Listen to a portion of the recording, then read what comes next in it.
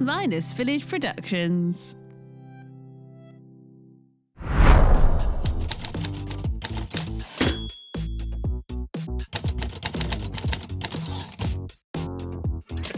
Welcome back. Yeah, we're going to be talking about TV and film today. Yeah, you're absolutely right, Lloyd. We should probably talk about TV and film, which is the topic of today. Now, when we talk about TV and film, I guess just to clarify, what do we actually mean? So I think, obviously, just to sort of lay the cards on the table, I've not done too much professional work in front of the camera, whereas you've worked for the BBC. The BBC. The BBC. And I guess so I will be, looking to you for that industry professional advice that we come to this program clearly for. But no, look, I mean, I've done a lot of amateur and semi-professional work behind the camera. Well, in front of the camera. I've also been behind the camera. I've also recorded it and helped out with productions. So I think from what I'll be talking about, that's kind of where I'm coming at it from.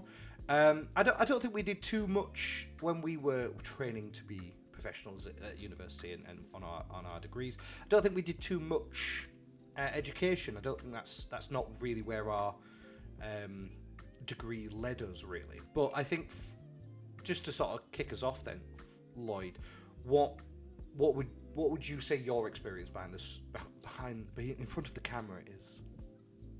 Well, I think the first thing to note about being acting for camera is that obviously everything's a lot smaller than theatre, than on the stage. Everything's quite drawn in. You can see a lot more with a camera than obviously you can if you're sitting in the audience. But that being said, when it comes to like auditioning for television, it's very much, it's actually quite like this in the sense that you're facing a camera and then you just you're doing your dialogue in front of it, and it's very. I have found like recently that self-tapes have become a lot more isolating. You're just recording yourself by yourself, whereas I thrive in a room, which happens less and less now. But when you do actually secure the role, you end up going in, obviously having to learn your lines beforehand. And once, I mean, I've done a few now. I did a program called So Awkward on CBBC. I did an episode of that where I worked with some amazing people, and I went down to, where was it now? Eccles.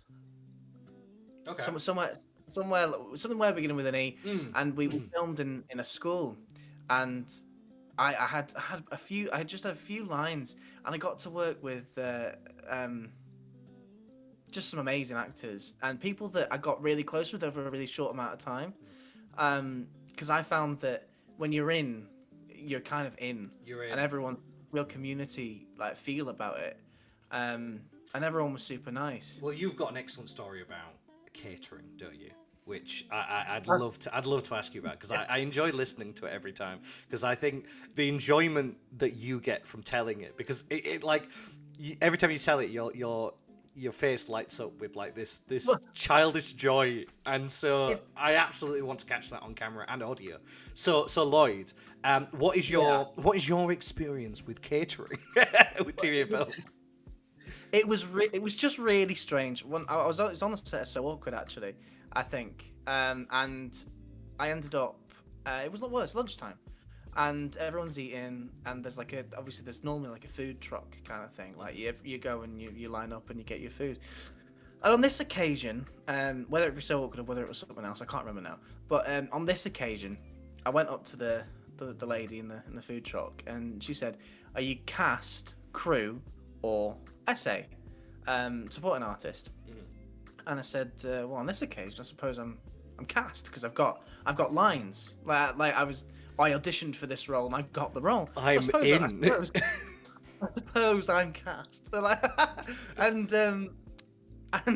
she said, "All right, well, you can have this then." And she pointed to all the fish and chips and the nice things that they got out, because it turned out I think the essays were getting like soup. But I just could not believe it. I thought, wow, the sort of like difference. which was humbling, to be honest.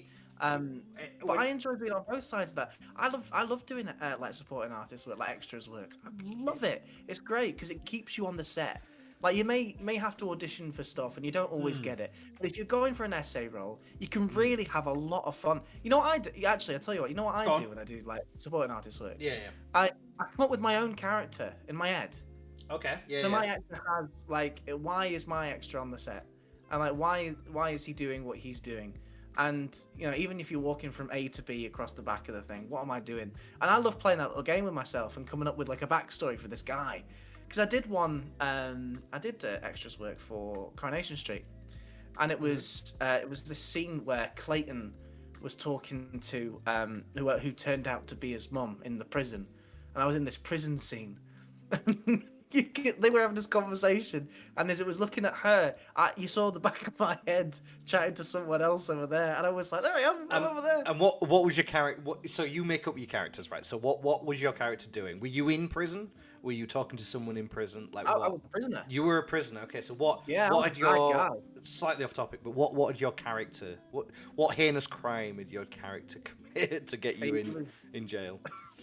He was a shoplifter. A shoplifter, okay. And I guess like as much as we joke, I think that is a good example. I think you've got to be motivated. I think one of the tips that I've got from doing it from like behind the camera, but also doing it from amateur work, is that motivation of why you do things. So as just because a director has said, oh, you need to walk across the camera lens, like you need to walk from A to B, like having in your head of why you're doing it, and I think that comes I think if you've got an auditioned role that has lines, it's a little bit easier to do that because they probably in the script and in the stage directions tells you why. But actually, I think it's a really good point of like if you're an extra or an essay, like having that in your mindset, and it's more likely, and I assume it's more likely to get you noticed by the directors and by the camera, and they might say, come do that, with an extra part, and that gets you paid more, when you I think you get I think the joke is it's a Pete and Kale sketch, but they're doing zombies, and one of the zombies is like grunting and and huffing and puffing, and he gets to shake the cage, and the whole joke around it is this guy, one of them is giving it everything he's got, and then the other one comes in on his first day and goes, "Argh!" And they go like, we like you, come here, and I think that's it. Like some of it is just luck and being in the right place at the right time, and the director says, oh, you need to go over there, and they actually quite like how you perform that. And then sometimes it is, you've got to put the effort in. You can't just you can't half act, if you're in the scene, you've got to treat it as if you were in the scene, even if you don't have any lines, because your energy is your energy as an extra or someone that's off camera but in the scene is going to add to the performance as a whole. And actually it helps, it helps with the actor who is on camera to get a real feel of the stage and get a real feel of the setting, and hopefully that helps with their delivery of that performance. And so it's a community, I think, from what I've found. I do agree with that. I mean, I found that like obviously as an actor you're always looking for work. You're never sat like in a room waiting for the phone to ring. So I went to what was it called? I'm trying to think of the name of it now. I went to a place where loads of creatives got together and started chatting about like the projects they want to do and when they want to do them and the things that they need essentially, so that creatives could just like come and chat and see if they can work something out. And I found that as an actor, going to a production sort of like meeting of creatives was really helpful for me, because there are projects that are going on all over the country, whether they be like big films or like even just short films, like small short film. So I went there and I ended up getting an audition for a short film, which is going on at some film festivals. I think it's actually going around the UK. Okay, nice. And I auditioned for it and got it. And I had a sort of like slice of, because I think there's a misconception of when you're on a set and then there's the actors and then there's the background artists. Yeah. And then there's a misconception, I think, that they're all sort of like different, and like you can't talk to these people because these people are the people that are actually getting paid for this, and these people are the people that are going because they enjoy it, or they're aspiring actors themselves. And I think there's a real misconception there. I found that even on this short film, and they'd given me a part, and I was talking to I can't remember, you know, Roger, what's his name? He was in Game of Thrones. There's a gent in Game of Thrones. Anyway, he was in this short film, and I was chatting away to him, and we were just talking like really naturally, and it was nice. And I think there's a misconception that the actors are the actors, and you know, I think it there's used. a difference. There really is. I do think it used to be like that. I don't think it is like that anymore. But I feel like it did used to be. I think one of the biggest. I mean, I've forgotten his name. You've passed this curse on to me now, where I can't remember anyone's names. The show Extras. Yes. You know, I mean, it used to get praised for being quite realistic. You know, and I think. I don't think it is that way anymore. I mean that was filmed 20 years ago now, nearly. It's in the 2000s, like, yeah, 100%. You know, it's nearly 20 years at least, and I think it has significantly changed. I think those cliques have broken down from what I hear. You know, people are you know, they don't necessarily. I mean, possibly on big films, you know, but I think on normal productions, I don't think they're splitting up the extras and the supporting artists and the main cast like. Well, actually, to the point where you've reminded me of something. Actually, I was on. I think it might have been the very same day I was doing that Corrie one as an essay. I was talking. I don't know if you used to watch Corrie, but there was a character called Pat Phelan. Oh yeah.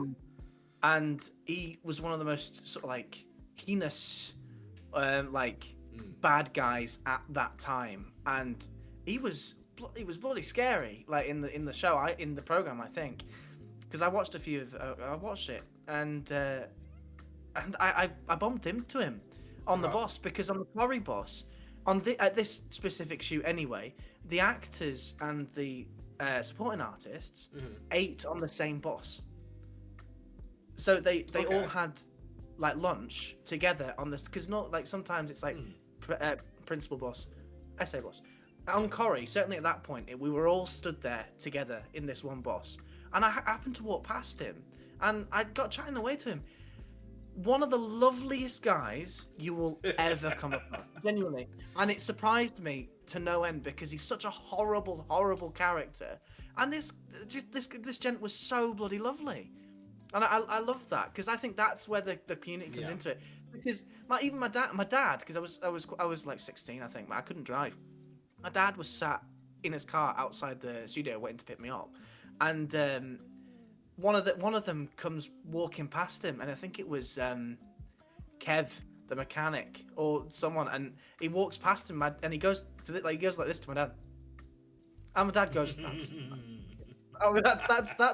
wow, that's it was amazing. And I thought, that's it, like that's what I love about it. Like there really shouldn't be a difference between supporting artists and the artists themselves. There really shouldn't, because we're all people. Yeah. And I would love to carry that forward. And everyone's doing essentially everyone's doing the same job, aren't they? You know, whether that it's just some people are doing it with lines, or more lines than others, and some people are just doing it in the background.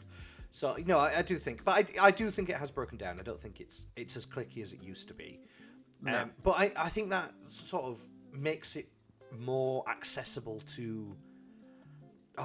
For progression through that. I think you do find people who have worked on Corrie or Emmerdale, you know, EastEnders, as background characters. They do end up being in the main cast, and I do think it's a really solid way to sort of, you know, get into that industry and get into that, you know, to that cast. Because you're in it every day, and there's that social mobility.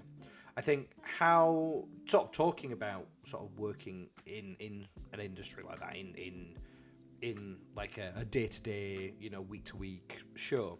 I know you worked as an extra. How does the pay work there? Do you get paid on set? Is it? I mean, I can't imagine it's in cash anymore. Well, no. It depends. I mean, like if your agency is getting you the work, then it'll all go through the agency, so that they pay they basically take a cut from your pay, because they're the ones getting you the work, and then it'll get paid into your bank account. Okay. I don't know how particularly it works with like unrepresented. I'm not sure about unrepresented people, but I assume it's just putting in your bank account. Yeah. And just And there are also different agencies. There's like acting performance agencies, and then there's specialized extras agencies as well that only work in getting extras. And from what I understand as well, sorry, no, go for it.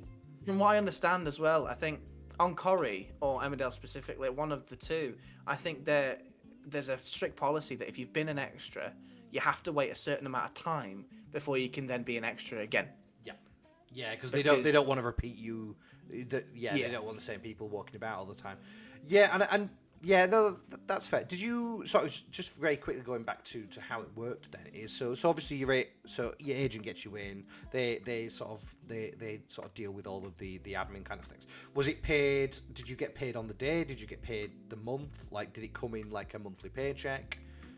So it takes some time to come through, but I mean, I think the longest I've waited is like a few weeks to a month. Okay, so it's fairly regular then. It's not like it's fairly regular, yeah. And it's not when the show comes out. You're not getting paid when the episode is aired. And I think from so obviously you said you were a bit younger, but like how did working sort of and the backstage stuff work? Because obviously you've talked about being on the same bus with people. Like, was there a lot of moving back and forth? Was there a lot of being like, oh, this is, were you just allowed in a certain area? Were you moved to and from places? Like, how did that work on the back end? So a lot of the time you're sort of kept as an essay, you're kept to one side until they come to a shoot that they need you in. And there's a funny story about this as well. I think I was working for I think it's Lime Studios, and they were filming something, and I was an essay, and I was there all day. Right. Do you have an inkling of where I'm going with this? Yeah. I get a good idea, but go on. I was there all day, and then I needed the loo, so I went to the loo, and as I was in there, they came in and said, "Right, we need you now. Off you go." I came back out. There was no one in the room. Brilliant. There was no one in the, everyone had gone, and I'd missed it, and I still got paid for the day. Oh, right. Okay. Okay. I still got paid for the day. Okay. But I came out and no one was there, and my dad was fuming at me. My dad was so angry at me. But I mean, you gotta go. Like, and I think, I mean, I can't imagine. Well, sorry, I imagine that is quite a normal experience as an extra or as a supporting artist.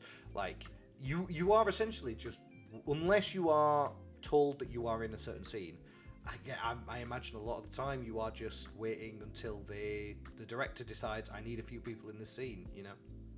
I mean, you kind of, it's the same on both sides. I think. Okay. You end up working a lot on set anyway, because it's not like theatre where your set is pinned up, it's ready to go, like you're ready for your dress run. It's like the shots have to be like manufactured. They have to put the cameras in a certain place. The lighting has to be right. So you end up waiting a long time to do your scenes because things need to change around you. So do you find that there's a lot of time between shoots and scenes and like even reshoots? Do you find that there's a lot of, right, take a seat, go away, come back, or is it stay where you are, for the love of God, don't move, we're going to reframe this, like how do you... I think it's definitely situational. Okay. It really depends, because I think they make the call about how long it's going to be until they can get this right. Okay. So it's definitely situational. I remember I did that corn. Do you remember when I did that corn advert? Or at least I remember. Oh you remember I God, told you about yes, yeah. Yeah. Well, that was. I remember being sat in a little trailer because obviously when they audition you based on family. Yeah. And I know we're not doing auditions at the minute. I know, but I just as a point of reference, I still to this day think your on-screen dad looks more like your dad, than your dad looks like you. It was such an interesting part because I think at the time I'd never met your dad. I hadn't met him, and then you were like, oh, this is a scene. He's my dad, but like with the understanding that you were saying he's my dad in the scene. And so I just looked at him and went, "Oh wow, I didn't realize you did it together." And you were like, "No, it's not my dad." But you could have just left it there, and I'd have fully believed that this man was your father. Actually, it kind of means that Jenna Coleman and I are half siblings because the guy that played my dad. Excuse me. The guy that played my dad in the corn advert also played Clara Oswald's dad in an episode of Doctor Who. So there we go. We managed to successfully get to Lloyd's special interests somewhere. Yes. It was bound to come up. Technically, in the world of Doctor Who, I am kicking around somewhere as Clara Oswald's half brother. Okay, cool. I'm glad that it was bound to happen on TV and film episode. Like we got it in there. I think you've done really well. Yeah, I think I've done well this far. This far. Yeah, we've done really well. But no, I think so. Have you done any behind the camera stuff? Have you been in the production side of stuff? Like, because when I've done the behind the scenes stuff, there's a lot of technical stuff. So like. When we're doing close-ups and things like that, actually, as opposed to sort of theatre and stage where things have to be big, facial expressions have to be big, actually a lot of, rather than sort of, not necessarily facial expressions, but like, rather than big movements, it's actually a lot in the eyes. Like, they're looking for the eye, brightness in the eyes and sort of reacting with that. And actually,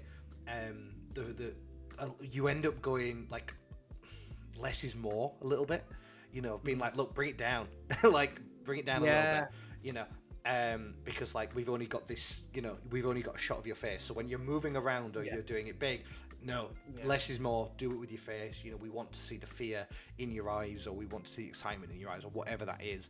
And very much, and I guess very much like theatre and stage, but there's a little bit more leeway with it.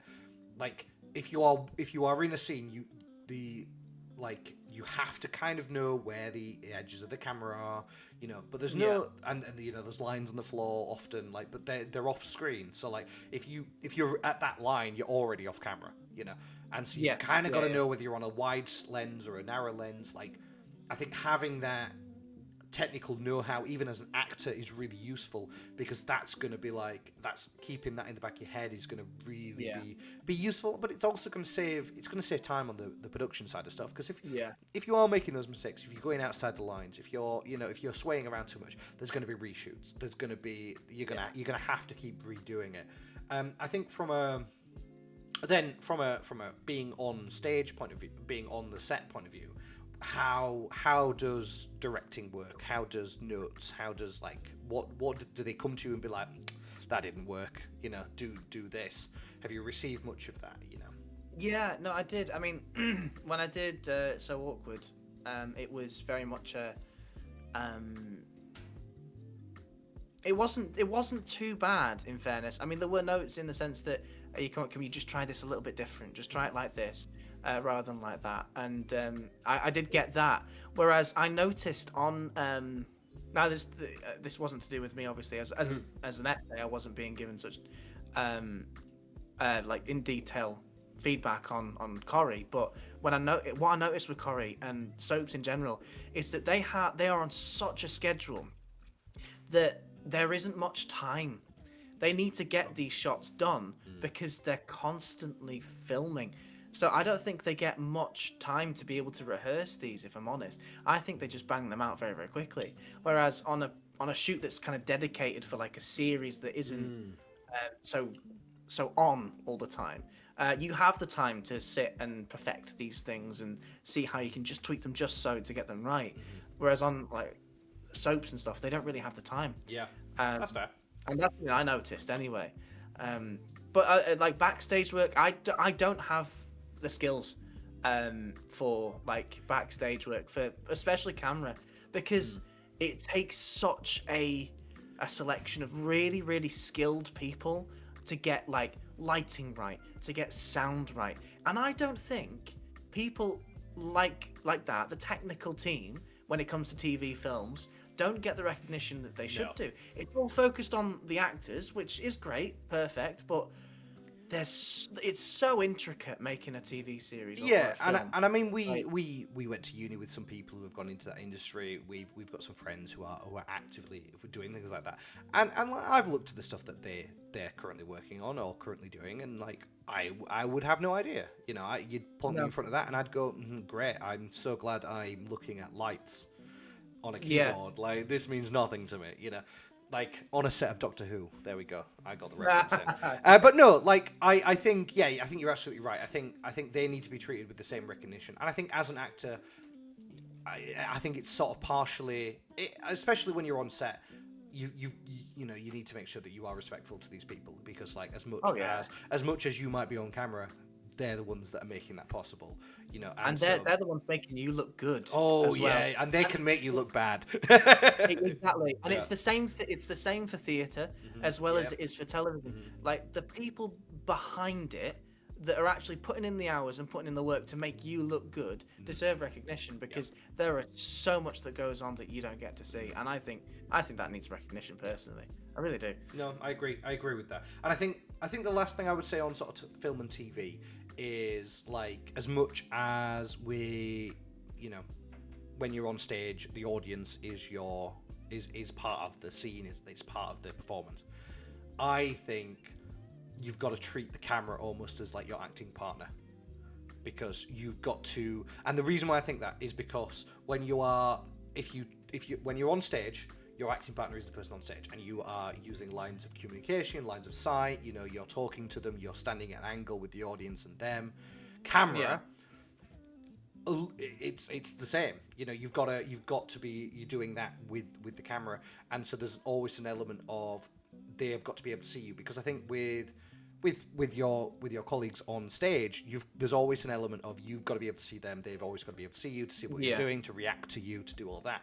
The camera, I think you kind of need to treat the camera with that same level of awareness.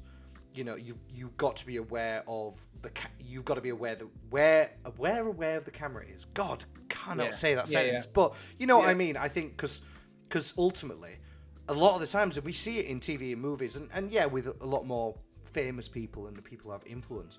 But we do see it where you'll they'll be sat on Graham Norton or somewhere, and they'll be like, oh, this is a really interesting scene, and they'll be like, oh yes, I did it this way, and the director really liked it, and we ended up sort of changing it. And I think that you've got to be aware of that. You've got to have that mindset that the camera will react to you just as much as you need to react to the camera. Yeah, and I think what I love about certainly screen acting is that everything's so intimate, and everything's so. It doesn't have to be big. You can like put across in a single moment so much like emotion, and maybe like if it's in the scene, then anguish, and like this deep feeling from simply like a look and a pause, and the camera's just there. And I feel it when I watch films, and you can see it when actors are just absolutely smashing it. They don't need to be big. No, those sort of moments just make films. And you've got the benefit of, like, you know, cat audio and mouse audio and stuff like that. And for those who don't know what that means, a mouse audio is something that clips onto you. It's a small microphone. A cat is, or what they call a dead cat, is the big boomsticks. They call it a dead cat. I don't know why. I don't think I've actually ever heard of that. I think that's where it came from. It used to be called a dead cat, and then it's just a cat. and then a mouse Right. because it got smaller. I don't know. That's at least right. So with context, that's what I was told by a production professional. Now this may just be that I have been told this and just perpetuating this lie that they thought was really funny. But I have been called, it's called a dead cat. So I'm gonna stick by that. If it's not, then look, I look the fool. But regardless, that's kind of the element, right? And you've got the benefit. I've got a microphone. You know. Yeah, it's about this big. Sits on my shoulder. It's called a parrot. Call a parrot. Yeah, nice. My parrot. That's what we call it. Yeah. And on that note, I have got our audition horror stories. You've done some work. I've done work, Lloyd. Wow. I'm amazing, right? So, it's prep. Well, look, I couldn't say that it's my podcast and not do the work. Oh, no, really? I'm joking, of course, because normally for those listeners who have listened to our other episodes, whether that's in the future or in the past, Lloyd does a lot of the work. I'll put my hands up. Lloyd does most of the research. I just come here and look pretty. And make Lloyd laugh, and that's my value. Yeah. Right? So no, but I have got audition horror stories. We're going to talk about some. So the first one that I've got is, and I think this is quite a common one. When I was looking through them, there was quite a common thread, and I think you'll see this because I think I've certainly talked about doing this. I've certainly told you stories about similar kind of things. So this is the first one. So I do stage plays. I'm horrific at memorizing monologues for auditions. For an actual player, I've got no problem. But once in a while, when I'm auditioning, it just goes wrong. So I'm auditioning for Lel Kaiser's Orphans when I went up to do my monologue. And as I'm stood there, I say my name, I introduce the monologue, and I go blank. I have no idea what I've been practicing for the last 3 days, and I'm just standing there, and my mind is refusing to work. And I know that I can't just not say anything, so I improvise a monologue. I don't know where the monologue came from. I don't even know what is in the monologue today. But I just started talking, and I did a 3-minute monologue, and I couldn't tell you what it was. And not to brag, I think I totally killed it. No. Yeah. There is an update on this one. So it was on Reddit, so we're looking on Reddit, and the update is they got the part. So, look, I think it's one of those that, actually, it's a lot to do with confidence, and it's a lot to do with what you're performing rather than how you're performing rather than what you're performing. I mean, I would certainly always advocate for making sure you know your lines. Oh, yeah. I mean, look, I'm not out here being like, look, don't prepare anything, don't learn anything. But a lot of it is confidence. A lot of it is confidence. And actually, they had another update, and I wanted to give this update as well. So they've responded to someone being like, "That's nuts." Yeah. I bet that's the only. Essentially, someone's put, "I bet that's the only time it's happened," and they've gone, "Well." No, surely not. Another time I was auditioning for the play Mousetrap, and I chose the final speech from 12 Angry Men to audition with, and yet it just wound up being a mix of words from that monologue. There was no particular order. It was the only time I got the part where I didn't think I deserved it. But they've got it again. So they've got the second part. That's two different occasions where someone's walked into the room, clearly not knowing their lines all too well, and still got the part. They're either really lucky or they're a really good actor. I mean, so yeah. No, I don't know how to feel about that. It makes you feel angry inside, but at the same time, you've got to give them credit because they clearly and like I've said this, sometimes you mess up, sometimes you have to improv, sometimes you have to fill because your mind does go blank. I've been on stage on a tour on a run where I've been doing it and it's not like it's the start of the performance. It is middle of the run, and I've stood on stage and I've gone, I don't know my line. I don't know what's next. Yeah. And you're looking at your partner and they're talking and all I'm thinking to myself is I have no idea what I'm about to say next. I don't know what's going to come next. So you just say something, and luckily I had a really good colleague on stage who sort of reacted to it very naturally and actually suggested my line to me in a very roundabout way, where I went, oh yes, that's my line, thank you. You know, so like it does end up, but like yeah, I mean it happens, but yeah, like to the fact that it happens twice, and the fact that then they get it twice is nuts. Yeah. I mean, it reminds me of you know, have you ever had that dream where you're about to go on stage and you don't know your line? I've had the dream where I'm going on stage, don't know my lines, don't know what show it's for. That's terrifying. Oh yeah, like that's a terrifying one. Like where you'll just have So I've had it where just God, we've become those people that talk about their dreams. Like, but like someone will just in the dream, someone's saying, "Right, you're on stage," and I'm like, "On stage for what? Like what? Like, yeah, like what do you mean?" Like, but yeah, no, it's weird for me though. Like I never get on I never get to the point where I'm going on the stage. It's always the anxiety before I go on the stage. It's the anxiety, or as soon as you step out on stage, the dream comes to an end. The dream shifts or changes. Yeah. But you know, so audition horror story number 2, once again from Reddit. We were going down the Reddit thread. So I went to an audition once that was very early in the morning. I'm not peak that early in the morning. I'm a bit of a night owl. But I'd got myself together. I'd even had time to grab a coffee. I was prepared. Everything was ready. I introduced myself and my monologue very professionally, and then blanked. The only words that came into my head was an entirely different monologue, so I started saying that.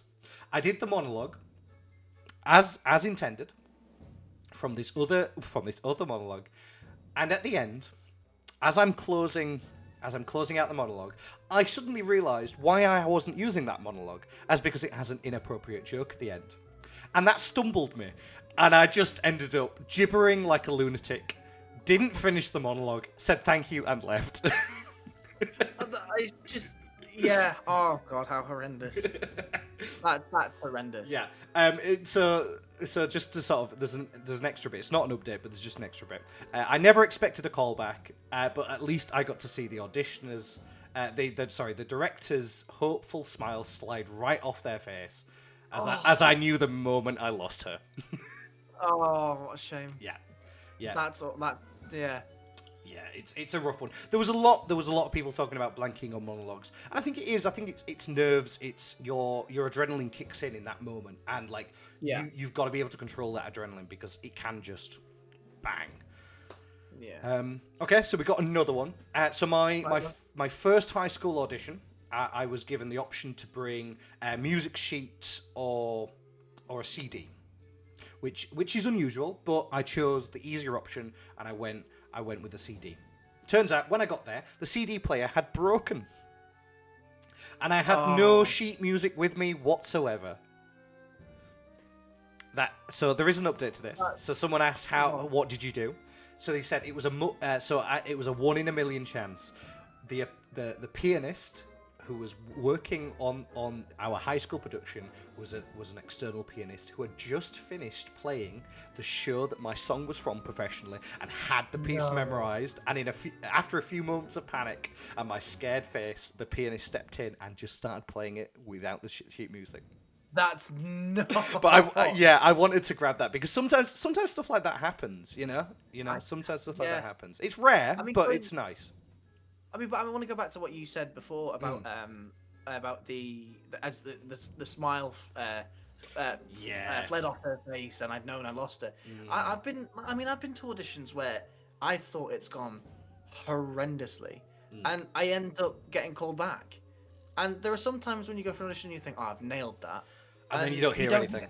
Yeah. Well, excellent segue, Lloyd. Excellent segue, because you'll never guess what number 4 is. So. A production of Spamalot. Me and a few other male auditioners were told that if they were interested, we were playing extras, but if we were interested in doing some of the nights, they were available for auditions the following night. So I came, I was invited, I performed the choreography and the monologue extremely well, and in the afternoon, when I went home, I posted on Facebook, and I updated my status to say that I was really excited about hearing back. Not that I'd got it, not that I was expecting anything, but I was excited. Right, okay. The director decided to comment on my status update saying, we are seeing people tomorrow night, but you don't have to come.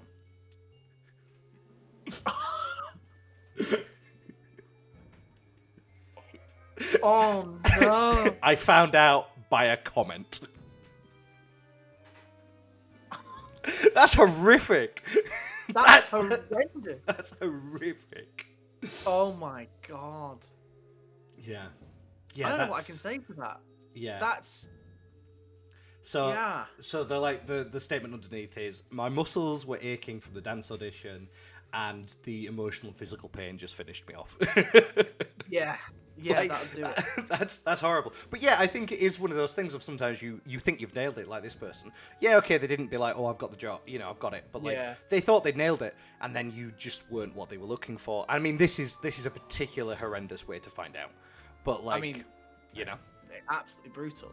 I've definitely thought I've nailed it and not got it. And then, but also, there is moments when you're not getting it. And I think, yeah, you're right. I've certainly seen directors, like, that look that they give each other when you're halfway through the monologue, and they just sort of look off to the side and look at each other, and you're like, oh, this is done. Like, I'm not winning this one. So, yeah, but no, it's... There were certainly some interesting ones, but I think, those were the ones that I wanted to give some positive ones where they ended up okay. And then, I think I'd shrivel up and die. I genuinely don't know how I'd deal with that. If the director responded to my status update that doesn't even say I've got it, it just says, I'm excited to hear back. Yeah. Or not only did you not get it, hey, we're seeing other people tomorrow. You don't have to come. Like, he's brutal. For me, it's brutal. Like, I always work. I don't know. I try and put my best foot forward every single time, because you never know when you might get blackballed, and that you'll never get in anywhere because the director has seen your behaviour and been like, you know what, that's not. Because at the end of the day, that's it. Like, people want to work with people that they can work with and enjoy working with. If you go round like running your mouth off and saying this, saying that, you're not going to get anywhere, because you need to be nice. You need to be nice to people. When we were at uni, there was a guest director, a guest professor, whatever you want to call them, who told us a story about how they were going up to Newcastle on the train, and they were part of the audition panel. And when they got on the train, there was a young woman with her feet up on the opposite chair. Yeah, you know exactly what I'm talking about. Yeah. And he asked them to move, and she basically went, jog on. And then in like halfway through the day, this young woman comes in to the audition, makes eye contact with this gentleman, and basically just leaves. I was like, yeah. Like, I mean, you never know. You never know. You really never know. And I mean, I think burning bridges. No, there's not. But I think, I mean, look, we're obviously talking about it within the acting industry, but I think you should just be nice to people. Like, you never know when you're gonna need someone else. That's it. All it takes is you're rude to someone, and then you go into a shop and you've got a complaint, and the manager walks out and it was the person you were rude to. You just never know. And I think you need to go through life with that sort of mantra of like, just be nice. You know what? It brings me back to some of my lovely employees that I've been employed by before, Disney. We've got to do the jingle. Disney. But like people that were above me saying like, it's not that deep. It ain't that deep. Just be nice to people. It's not that hard. It's just let's just get along together, have a nice time. Don't be rude to anyone. It's not that deep. Yeah, that's it. And I think that's a nice sentiment. I think, and you know what? I think that's a nice sentiment to end Audition Horror Stories on. Let's be nice to everyone. Yes. Let's be nice to everyone. So apart from me, Lloyd, I'm never going to be nice to you, buddy.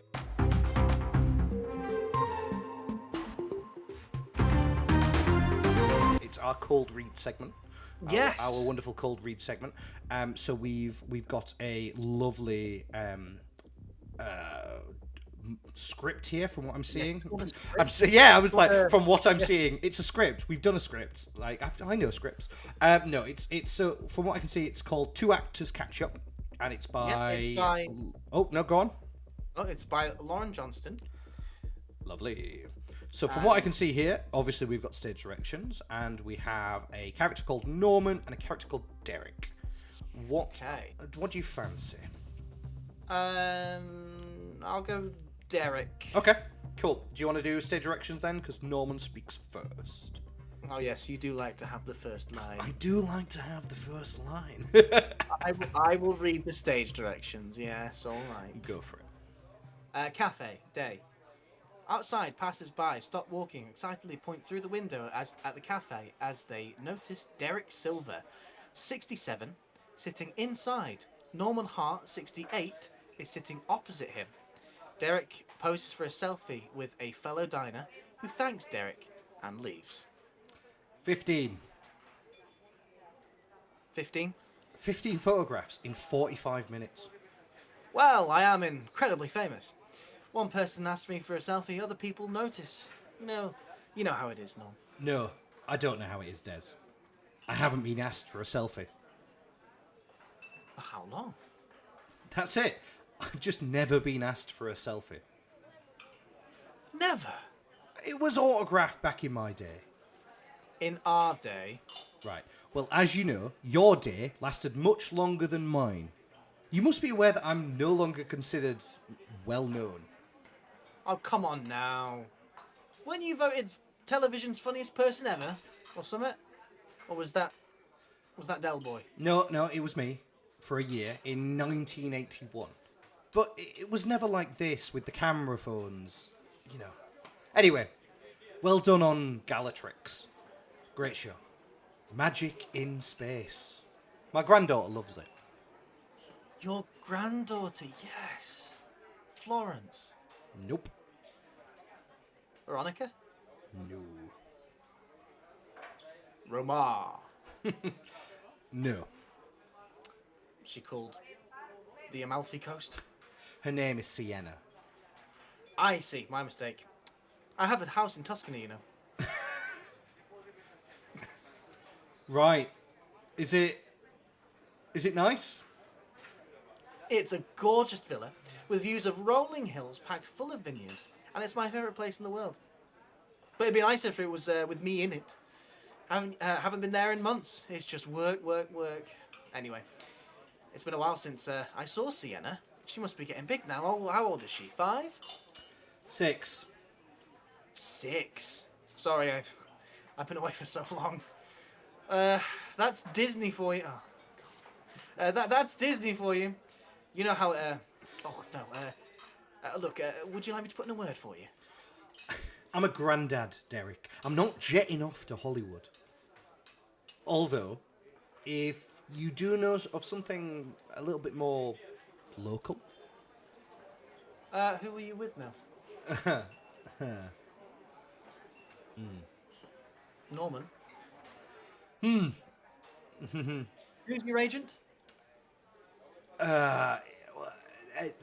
Mongolia Jane. What? Mongolia Jane? She's not an agent. She is. She's been my agent for 40 years now. Hang on.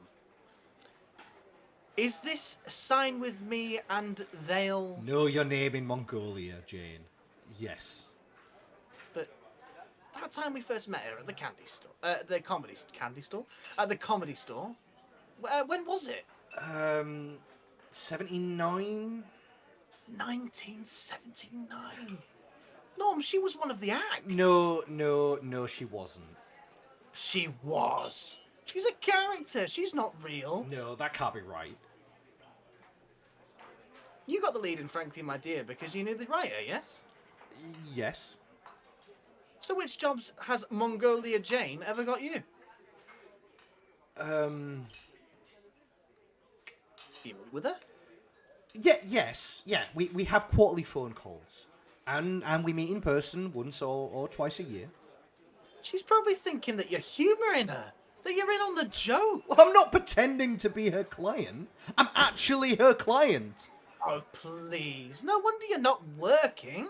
What was the last thing you did? Pointless. When? 2012. Was it the celebrity version? Of course it... Come on. How far did you get? Well, we got knocked out in the second round. Who did they put you with? Mr. Motivator, look, it's not important. What do you want anyway? You inviting me here just to, what, insult me? Rubbing it in? I've got a show on Disney. I've got a house in Tuscany. I've done better than you ever thought you were. Oh, and by the way, Norman, turns out your agent isn't real. Well, look, forget it. Norman stands and started putting his coat on. I thought it'd be nice to catch up, but you've just reminded me of everything I've never achieved. Norman. No. It's simply been me watching an improv meet and greet with Derek Silver. Norman. What? When was the last time you felt such passion? Eh?